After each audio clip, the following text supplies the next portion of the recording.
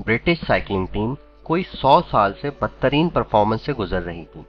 1908 से लेकर अब तक ब्रिटिश साइकिलिंग टीम ने सिर्फ एक बार ओलंपिक में मेडल हासिल किया था, जबकि सबसे बड़े cycling competition tour de France में भी बहुत बुरी परफॉर्मेंस करने वाली टीम साबित हुई और लगभग 110 साल में किसी भी ब्रिटिश साइकिलिस्ट ने टूर दे फ्रांस में जीत हासिल नहीं की थी।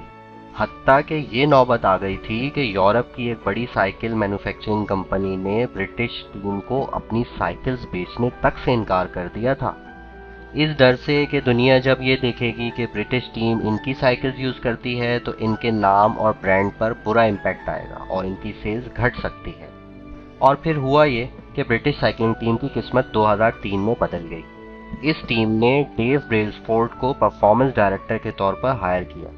इनकी खास बात ये थी कि ये चीज़ों को बहुत माइक्रो लेवल पर जाकर परखते थे।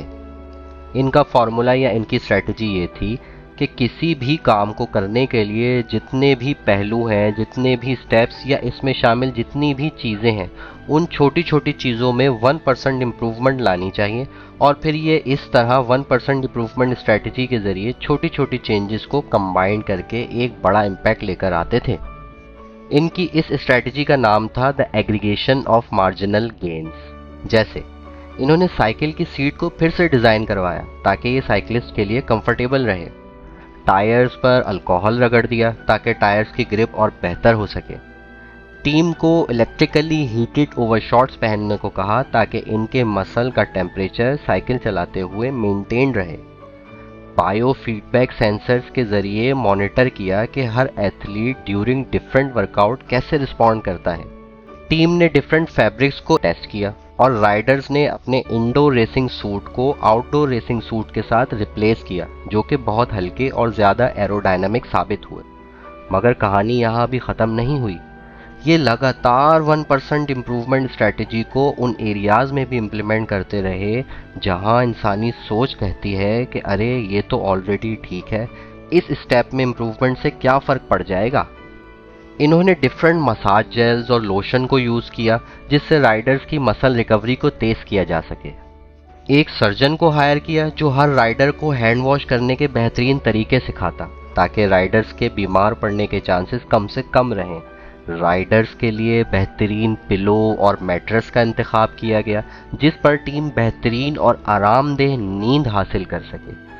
टीम के ट्रक को फुल वाइट पेंट करवा दिया ताकि ट्रक में ज़रा सी भी डस्ट हो तो वो वाज़े दिख सके और साफ कर सके, क्योंकि उस डस्ट के होने से साइकिल्स के ख़राब होने के चांसेस थे। इस तरह की कई छोटी छोटी चीज़ों में 1% इम्प्रूवमेंट लाते हुए इन्होंने बहुत ही कम टाइम में वो रिजल्ट अचीव किए जो कोई सोच भी नहीं सकता था। फिर हुआ कुछ यूं कि ओलंपिक्स का वक्त आया, तो जब टीम मैदान में उतरी तो उस ओलंपिक्स के 60% गोल्ड मेडल्स इसी ब्रिटिश साइकिलिंग टीम के नाम हुए। फिर अगले ओलंपिक्स जो लंदन में हुए थे, इस साइकिलिंग टीम ने 9 ओलंपिक्स रिकॉर्ड और 7 वर्ल्ड रिकॉर्ड अपने नाम किए। उसी साल ब्रिटिश साइकिलिंग टीम का एक member tour de France competition भी जीता।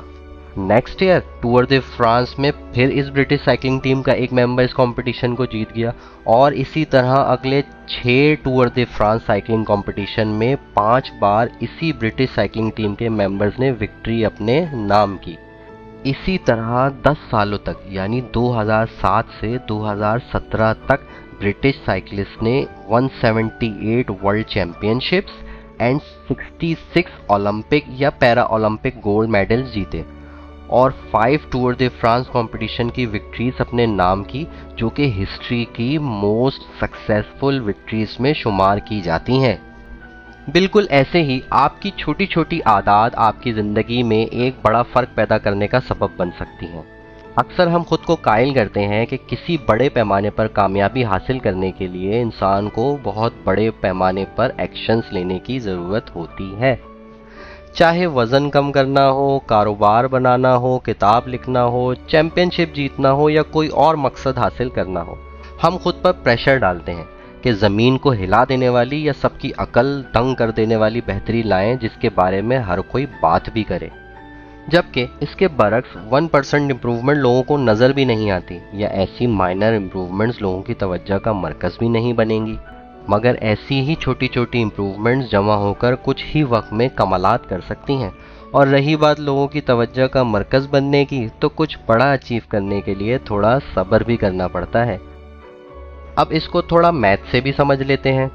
अगर आप एक साल तक हर रोज़ 1% इम्प्रूवमेंट में लग जाएं, तो साल के आखिर में आप 37% इम्प्रूवमेंट इस काम में ला चुके होंगे।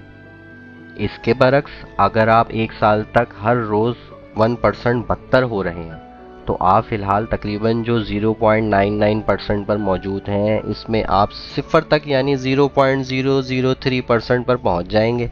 तो याद रखें, जो आप बेहतरी के छोटे छोटे स्टेप्स लेते हैं या स्मॉल विन्स हासिल करते हैं, वो बिल आखिर एक बहुत बड़ी तब्दीली का सबब और बहुत बड़ी जीत की तस्वीर इख्तियार कर लेते हैं। ये एटॉमिक हैबिट्स बुक से हासिल किया गया एक लेसन था और अंदाज़े बयां में शामिल थी मेरी यानी जवाद की जवादियाँ।